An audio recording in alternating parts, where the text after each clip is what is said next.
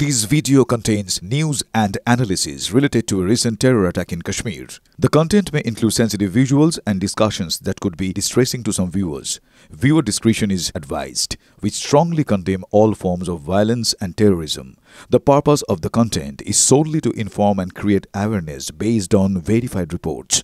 Top quality और consistent performance के लिए सिर्फ सिल्वर पंप नाम याद रखना। অপারেশন সিঁদুর তো কমপ্লিট হয়েছে, কিন্তু এরপর কি জবাব দেওয়ার ফাঁকা হুঙ্কার দিশেহারা পাকিস্তানের? এবার কি আরো বড় পদক্ষেপের পথে ভারত? আজও সকাল থেকে আমরা দেখেছি একের পর এক বৈঠকে প্রধানমন্ত্রী নরেন্দ্র মোদী প্রথমে জাতীয় নিরাপত্তা উপদেষ্টা অজিত দোভালের সঙ্গে প্রায় 1 ঘন্টা বৈঠক করলেন। তারপর কেন্দ্রীয় স্বরাষ্ট্র সচিবের সঙ্গে বৈঠকে প্রধানমন্ত্রী, যে কারণে বারবার প্রশ্ন উঠছে, হ্যাঁ অপারেশন সিঁদুরের পর কি তাহলে আরো বড় পদক্ষেপ হতে চলেছে? অনেকেই বলেছিলেন এটা শুধুমাত্র ট্রেলার, ফিল্ম এখনো দেখানো বাকি রয়েছে। এখনো নাকি কেন্দ্রের কাছে অপারেশন সিঁদুর 2.0 রেডি রয়েছে। সেই নিয়েই কি তৎপরতা? কারণ বারবার সকাল থেকে আপনাদের সেই ছবি দেখিয়েছি যে কিভাবে সংঘর্ষ বিরতি চুক্তি লঙ্ঘন করছে পাকিস্তান। তাই পাল্টা জবাব দেবে ভারত। তো কোন পথে জবাব দেবে? কারণ ইতিমধ্যে আমরা যা খবর পাচ্ছি, প্রথমে জাতীয় নিরাপত্তা উপদেষ্টা অজিত দোভালের সঙ্গে প্রায় 1 ঘন্টা বৈঠক করলেন প্রধানমন্ত্রী। তারপর কেন্দ্রীয় স্বরাষ্ট্র সচিবের সঙ্গে বৈঠকে প্রধানমন্ত্রী।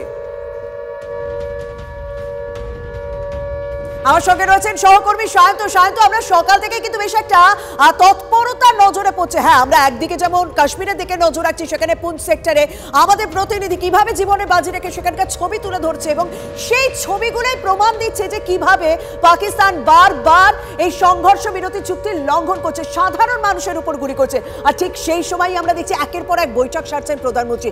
নিশ্চয়ই কিছু তো রয়েছে, এমনি এমনি তো বৈঠক হচ্ছে না সায়ন্ত। একদমই, দেখো অবসরপ্রাপ্ত সেনাপ্রধান মনোজ মুকুন্দ নারাওয়ানে অর্থাৎ MM নারাওয়ানে গতকাল অপারেশন সিঁদুরের পর একটা পোস্ট করেছিলেন, পিকচার আভি বাকি হ্যায়। স্বাভাবিকভাবেই এই কথাই কিন্তু কোথাও ইঙ্গিত দিচ্ছে যে এখনো সব শেষ হয়ে যায়নি। অপারেশন সিঁদুরই যে সব তা নয়, মূলত সেই কারণেই কিন্তু একের পর এক বৈঠক করতে দেখা যাচ্ছে প্রধানমন্ত্রীকে। নিজের বাসভবন রেখে কখনো BSF এর ডিজির সঙ্গে, কখনো কেন্দ্রীয় স্বরাষ্ট্র সচিবের সঙ্গে, কখনো আবার প্রধান নিরাপত্তা উপদেষ্টা অজিত দোভালের সঙ্গে পরপর বৈঠক করছেন প্রধানমন্ত্রী। যেটা সূত্রের খবর প্রতিরক্ষা মন্ত্রক এবং সাউথ ব্লক সূত্রে, যে এই বৈঠকগুলো নিছকই শুধুমাত্র বৈঠক তা কিন্তু নয়। পাকিস্তান প্রধানমন্ত্রী যেভাবে গতকাল জাতির উদ্দেশ্যে ভাষণে, তার দেশে জাতির উদ্দেশ্যে ভাষণে যে ভাষণ দিয়েছেন, যে বক্তব্য দিয়েছেন, তাতে কোথাও একটা মনে করা হচ্ছে পাকিস্তান কিন্তু পাল্টা আক্রমণে যাবে। সেক্ষেত্রে ভারতীয় সেনার কৌশল কি হবে, ভারতীয় নৌবাহিনী বা ভারতীয় বায়ুসেনা যেটা সব থেকে বেশি নির্ভরশীল এয়ার ডিফেন্স সিস্টেম, সেগুলি কি কতটা অ্যাক্টিভ রয়েছে, সেগুলো কোন জায়গায় রয়েছে, সেই বিষয়গুলো কিন্তু মূলত এই বৈঠকে উঠে আসছে। তার চেয়েও আরেকটু বিষয় হচ্ছে আভ্যন্তরীণ নিরাপত্তা। জঙ্গিরা যেভাবে হুঁশিয়ারি দিচ্ছে, তাতে আভ্যন্তরীণ নিরাপত্তাও একটা বড় ইস্যু হয়ে দাঁড়াচ্ছে। সেক্ষেত্রে আজ CRPF বা ITBP, SSBর মতো যারা বিভিন্ন সীমান্তের দায়িত্বে রয়েছে, তাদের কি কৌশল রয়েছে, সেই বিষয়গুলো কিন্তু জেনে নিচ্ছেন প্রধানমন্ত্রী। আরও একটা বিষয় তোমাকে বলে রাখি, যে এই ধরনের বৈঠকে শুধু নয়, বৈঠকের পর প্রত্যেকটি কেন্দ্রীয় স্বরাষ্ট্র সচিব বা কেন্দ্রীয় স্বরাষ্ট্র সচিব থেকে নির্দেশ পেয়ে BSF এর ডিজি বা SSB ডিজি, ITBP ডিজিরা তাদের বাহিনীগুলোকে যেমন স্পেশাল নির্দেশ দিয়েছে, তেমনই সেনা প্রধান, বায়ুসেনা প্রধান এবং নৌসেনা প্রধান তারা কিন্তু নিজেদের কমান্ডগুলোকে নির্দেশ দিয়েছেন। এমনকি chief of defence staff Anil চৌহানও কিন্তু এই 3 প্রধানকে নিয়ে বৈঠক করেছেন। বায়ুসেনার প্রত্যেকটি স্কোয়াড্রনকে তৈরি থাকার জন্য, প্রস্তুত থাকার জন্য বলা হয়েছে। শান্ত, স্বাভাবিকভাবে এই প্রত্যেকটা বৈঠক ভীষণ ইম্পর্টেন্ট, ভীষণ গুরুত্বপূর্ণ, এবং সেই বৈঠক থেকে শেষ পর্যন্ত কি সিদ্ধান্ত নেওয়া হয়, কি বেরিয়ে আসে, অবশ্যই আমরা তা জানাবো। তবে পুরোটাই জাতীয় নিরাপত্তার স্বার্থ মাথায় রেখে আমরা সেই সমস্ত খবরে ডিসক্লোজ করব, পুরো সমস্ত খবর দিতে পারবো না, কারণ এটা দেশের নিরাপত্তা জড়িয়ে রয়েছে বিষয়গুলোর সঙ্গে। শান্ত, তুমি আমাদের সঙ্গে থাকো। আমার সঙ্গে রয়েছেন 2 গেস্ট। আমাদের সঙ্গে রয়েছেন কর্নেল কৌশিক সরকার রয়েছেন, এবং অভ্যন্তরীণ নিরাপত্তা বিশেষজ্ঞ আর্য ঘোষ সঙ্গে রয়েছেন। তবে কর্নেল সরকার, সবার প্রথমে আপনার কাছে জানতে যাবো, আমি বারবার গতকাল থেকে নারাওয়ানের টুইটটা, নারাওয়ানের মেসেজটা বারবার আমাকে নাড়া দিচ্ছে যে পিকচার তো আভি বাকি হ্যায়। সত্যিই তো বাকি আছে, কারণ ওই যে বলছিলাম না, পাকিস্তান মিস অ্যাডভেঞ্চার করলেই ভারত প্রত্যুত্তর দেবেই, এবং সেই প্রত্যুত্তর দেওয়ার পদ্ধতিটাই কি সকাল থেকে শুরু হয়েছে। এতগুলো গুরুত্বপূর্ণ বৈঠক এমনি এমনি নয়। কর্নেল সরকার। হ্যাঁ, একটা ওয়ারের জন্য যদি আমাদেরকে এগোতে হয়, একটা ন্যাশনাল প্রিপেয়ারনেস দরকার। এই ন্যাশনাল প্রিপেয়ারনেসটাই এখন চলছে, কারণ পাকিস্তানের যা রিটালিয়েশন চলছে বা আসছে বা যেটা আমরা দেখতে পাচ্ছি, সেটার উপরে কেন্দ্র করে আমাদের প্রিপারেশনগুলো কিন্তু চলছে। তো প্রধানমন্ত্রী নিশ্চয়ই এখন জেনে নিতে চাইছেন যে সবকটা অর্গানাইজেশন যেটা দেশের মধ্যে আছে এবং তারা সিকিউরিটি রিলেটেড তারা কিভাবে প্রস্তুত এবং কিভাবে তারা তাদের কাজটা ডেলিভার করবে, কাকে কত সতর্ক থাকতে হবে, কাকে কোথায় সিকিউরিটি মেনটেন করতে হবে, নিড টু নো বেসিসে ইনফরমেশন দিতে হবে, তার বেশি কিছু দেওয়া যাবে না।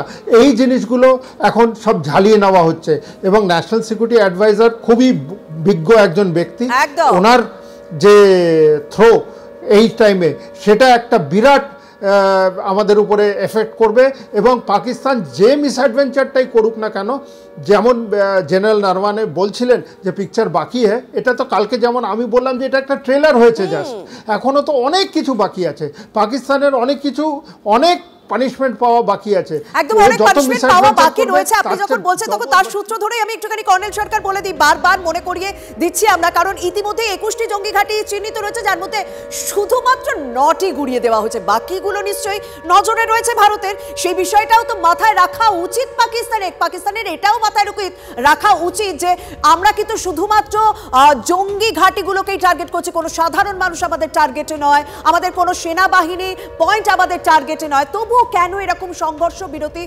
সংঘর্ষ বিরতি চুক্তি লঙ্ঘন করছে তারা?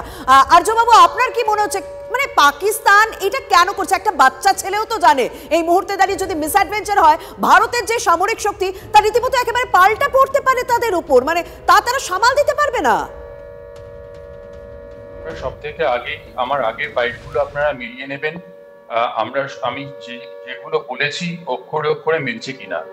এখানে দেখুন, আমরা সব থেকে আগে যে ভুলটা করছি স্ট্র্যাটেজিগত দিক থেকে, সেটা হচ্ছে পাকিস্তান আর্মিকে না আক্রমণ করে। পাকিস্তান মিলিটারি হচ্ছে ইজ দ্য হাব, ওরা টেররিস্টদেরকে আশ্রয় দেয়। ওসামা বিন লাদেন কাদের আশ্রয় ছিল আপনি বলুন? সেখানে গিয়ে কারা মেরে নিল? Navy seal. আর আপনার সমস্ত terror organisation funding, sponsoring, training সমস্ত করে পাকিস্তান আর্মি আর আইএসআই। তো সেইখানে আমরা হিট না করলে এটা কোনো দিন হবে না। ওই শুনুন, এখানে যেটাকে সোর্স ট্যাপ বলে না, মানে আপনার জলের কলের মেইন জলটা ট্যাঙ্কটা, সেইখানটা যদি আপনি না বন্ধ করেন তাহলে আপনার জল বইতেই থাকবে, এখানে রক্তের স্রোত বইতেই থাকবে। যখন না আমার কিছু বলার আছে আমি একটুখানি অ্যাড করে নিই। এখানে দেখুন, আমি কালকে বলেছিলাম যে রিটেলিয়েশন পাকিস্তান যে শেলিং গুলো করছে সেইটাকে ধরে চলা উচিত। পাকিস্তান এই যে 3 দিনের জন্য ওখানে করা হয়েছে, 3 দিনে এটা ভুল।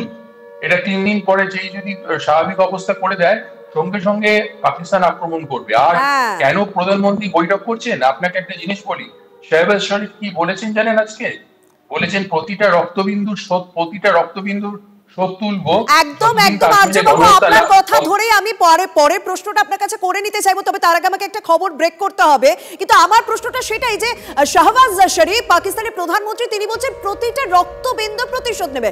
প্রত্যেকটা দেশ ভেতরে যা করে, মানে পাকিস্তান ভেতরে যা করে, তারা তো বাইরে সবসময় একটা ক্লিন ইমেজ বজায় রাখার চেষ্টা করে, আন্তর্জাতিক মঞ্চে তারা একটা তাদের ক্লিন ইমেজ বজায় রাখার চেষ্টা করে। কিন্তু আমরা তো জঙ্গি ঘাঁটিগুলো গুড়িয়েছি, তবুও কেন শাহবাজ শরীফ একেবারে প্রকাশ্যে সাংবাদিক সম্মেলনে বলছে প্রত্যেকটা রক্তবিন্দুর আমরা প্রতিশোধ নেব? তার মানে কি জঙ্গিদের পাশে তারা, সেটা তারা আবারও ডেসপারেটলি বলছে যে আমরা জঙ্গিদের পাশে রয়েছি, যে কারণে প্রত্যেকটা রক্তবিন্দুর আমরা শোধ নেব? আমি এই প্রশ্নটা নিয়ে আপনার কাছে ফিরবো, তবে এই মুহূর্তে আরো একটা খবরের দিকে নজর রাখতে হবে। যুদ্ধের আবহে একাধিক রাজ্যে সরকারি কর্মীদের ছুটি বাতিল হলো।